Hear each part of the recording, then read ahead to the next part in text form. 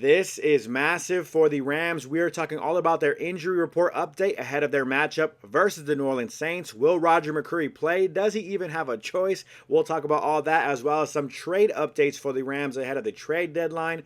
All on today's episode of the Rams Digest. I'm your host, Joshua Giron. Remember, if you guys are not subscribed to the channel, do me a favor, please consider pressing that subscribe button now, just so you can help us get to 5,000 subscribers. We appreciate the fact that we're growing almost every single day here at the Rams Digest. But if you're not subscribed to the channel and you like what you see, please consider pressing that subscribe button as we chase that 5,000 subscriber mark. The Rams are just made a trade. So are they in the middle of this shopping spree at the trade deadline? I'm not sure if that's 100% accurate. Here is Adam Schefter. He actually came out and basically wrote a whole article about teams that, all teams in general, the entire NFL, what they should do, what they shouldn't do, or should they just stay put? What should teams add and subtract? He kind of gave a full breakdown on certain names to look out for in terms of the trade market. When it came down to the Rams, he didn't have that much to add about the Rams possibly trading for anybody. There's a couple positions of need, of course, maybe the kicker as well being involved in that conversation.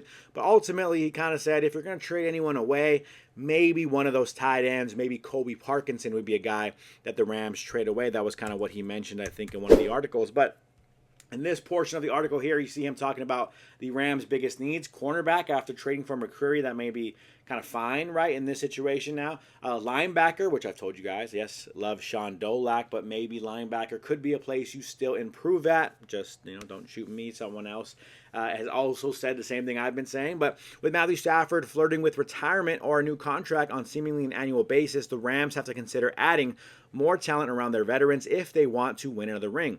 Would they have beat the Eagles in Philadelphia last season during the playoffs if the guy they signed to upgrade the interior of their line over the offseason, Jonah Jackson, was good enough to hold up against Jalen Carter, ? Who knows? Kind of an interesting point there. But the offensive line in general, right, kind of shoring up that offensive line. You see, we'll get an injury update on a couple offensive linemen actually in just a couple of seconds here. But the Rams, dealing with the injuries in the offensive line, can you sustain the success you've been having so far this season with some of your backups? I think I kind of trust some of the backups in the Rams right now, but that's still a question to kind of throw out there when it comes down to the health of your squad and this veteran offense that you have as well, right? That would seem like a cautionary tale against adding outside talent, but the Eagles beat the Rams in their rematch earlier this season by physically overwhelming the Los Angeles cornerbacks. Coordinator Chris Shula's front might be the best defensive line in the league, but the Rams clearly needed a cornerback, and they traded a pair of day 3 picks to the Titans for Roger McCreary, who's on the final year of his rookie deal. Speaking of McCreary for a second, McCreary spends most of his time in the slot where the Rams already are using Quentin Lake. Will they move him outside? If not, you could still make a case that the Rams need another cornerback who can play outside to take snaps away from Darius Williams and Emmanuel Forbes. Unfortunately, you'll note that so many of the other teams competing for a Super Bowl this season are likely to be shopping for cornerbacks too. A veteran kicker also wouldn't hurt, given Josh Riccardi's struggles this season. And so ultimately what Adam Schefter is saying with the Rams specifically, could they trade somebody away? Probably not. This is a Super Bowl contending team. When it comes down to what they can improve on, yeah, Roger McCreary was a nice addition, but he does play a lot in the slot. He has played a lot in the slot most of his NFL career as well for Tennessee. I think he can play outside a little bit, but when he was talking to reporters after being traded to the Rams, he kind of was mentioning like, I can kind of knock some rust off. I can make it happen. I think if I just kind of, get back in that zone, I could play outside corner. But it basically was him saying, I haven't done this in a minute. I haven't played outside cornerback in a minute. The Rams now dealing with some injuries at cornerback. Darius Williams could be dealing with an injury. We'll update you that on his status in a second. But those are the things the Rams are going to need Roger McCreary to do if he steps in at the cornerback role. You just saw this morning breaking news. If you haven't heard, the Baltimore Ravens just picked up Jair Alexander just to trade him now for a 6th-round pick. So that was an interesting move there. They're sending him to Philadelphia, as Philadelphia is kind of just player acquisition is a year-round thing for the Philadelphia Eagles as they continue to add more pieces to this roster, talented pieces to their roster. So kind of interesting to see the Rams not go after an outside corner, go after a slot corner, which is a position they can see a lot of their safeties play. But ultimately, the Rams brought in cornerback help. I cannot complain about the Rams doing that with a guy who's at the end of his rookie contract. That is kind of a good move still for the Rams, but still could be out there looking for some other pieces. We'll wait and see if they add anybody as the trade deadline approaches. I believe Tuesday would be the trade deadline, the 4th of November. So we'll wait and see if there are any additions to this Rams roster. As we move on from that, here's some predictions for this week's matchup. Rams versus Saints predictions. Here is against the spread numbers. The Rams are a -14 favorite against the New Orleans Saints. If you guys don't understand what that means, essentially, the Rams are favored by 14 points. They are expecting the Rams to win by at least 14 points in this matchup versus the New Orleans Saints. The over-under here, it's under 44 points, so they're not expecting this game to be super high scoring, mostly because the New Orleans Saints will not be scoring that many points, it seems like. The final score prediction here on this, I think this site actually mentioned that a computer made this choice for them. I forget what site I pulled this from, but the simulation kind of has this prediction sitting at the Rams scoring 34, the New Orleans Saints scoring just 8 points against them. This is a very good Rams defense. This is a really bad, I guess you could say, New Orleans Saints offense. We don't know what this quarterback is going to do in Tyler Show, but we do know he is inexperienced. He may not be ready to handle this pass rush. He may not be able to dissect what this pass rush is going to do to him. I'm expecting a lot of sacks in this game, and hopefully the Rams can obviously come out with a victory, beating a team that is just not very good, right? Not in the same league as what the Rams are right now. So don't let this be a competitive game, Rams. You got to take advantage early and often and get to this quarterback and win this football game handedly, so you're not really stressing about a game that could potentially be like a trap game, right, for you. Any given Sunday for any team, but I think the Rams should handle business pretty easily. And it's not just me that believes that. Many other game preview predictions here have the Rams winning as well. Here are NFL, I think the NFL website's predictions and guesses for this game. It's a sweep for the Rams. Everyone has the Rams winning this one, 28-17, 27-10.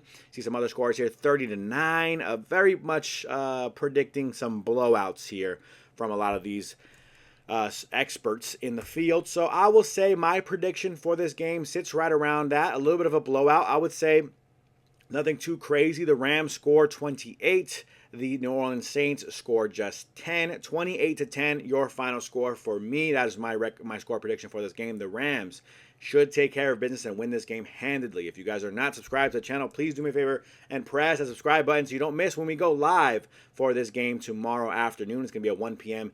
Kickoff, so we will be live around 12:30 to 1 o'clock range. We're getting ready for that football game ahead of the Saints and Rams game. So make sure you guys, again, subscribe so you guys don't miss when we go live for that. Moving on from that, last but not least, my favorite part of the episode, Trivia of the Day, where I ask a trivia question. You give your trivia guesses down below in the comment section. Whether right, whether wrong, we give you a shout out on the next episode that I'm on here at the Rams Digest. For those who missed last episode's Trivia of the Day, this was a question we asked everyone. We said, who was the first quarterback to throw for 50 touchdown passes in a single season? The multiple choice options for everyone, as I'm already giving you guys some of your shout outs there.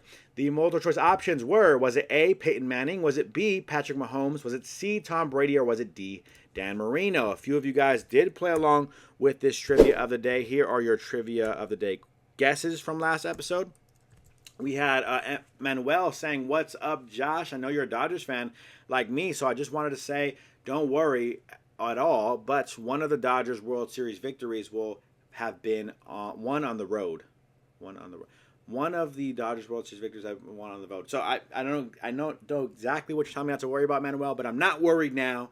The Dodgers are sitting here at Game 7. At this point, this is all I wanted of this series, the Dodgers to go to 7 games, because I don't want to lose in 6, right? So wild ending to that game. If you're not a Dodgers fan, stop hating that ball was wedged into the wall. Do not be a hater. That is the rule there. Shout out to James Dean for making that happen. But, Manuel, rooting for the Dodgers tonight, Game 7. I'm actually trying to get ready right now to head out and go watch that game. As for the trivia question, let's go with some people's GOAT. Tom Brady, my GOAT, by the way, is Joe Montana. Lags says, was it Peyton Manning? Floyd says, I think the Rams should win this game 35-10. I said 28-10. Sure, you're just one touchdown more than me, Floyd. I'm not expecting a nail-biter, but I think Tom Brady was the first to throw for 50 touchdowns. Shout out to you, Floyd. Been on a heater. Let's see if he continues that hot streak of getting these guesses correct. And then Juan says Tom Brady in the 2007 season. Appreciate all of you guys for playing along with the trivia of the day. Special shout out to all of you who are about to get it correct, as the correct answer for the trivia of the day of who was the first quarterback to throw for 50 touchdowns in a single season. The correct answer is C. Tom Brady, everyone's GOAT, back in 2007 became the first quarterback to throw for 50 touchdowns. As I'm lagging, hope you can still hear what I'm saying. Floyd gets it right. Juan gets it right. Manuel gets it right. Lags, it's okay. You'll try again next time. I appreciate all of you guys for playing with the trivia of the day. Special shout out to Manuel, Floyd, and Juan for getting this one right. Appreciate all of you guys for playing. If you guys saw this trivia of the day and you're like, that was easy, let me go ahead and play along because I want to get a shout out just like those folks got. Well, play along with today's trivia of the day and show us what you have in terms of your trivia guesses.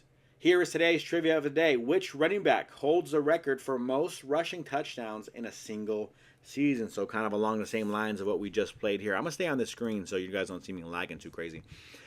Again, which running back holds the record for most rushing touchdowns in a single season? Was it A, Shaun Alexander? Was it B, Adrian Peterson? Was it C, LaDainian Tomlinson? Or was it D, Derrick Henry? Which running back holds the record for the most rushing touchdowns in a single season?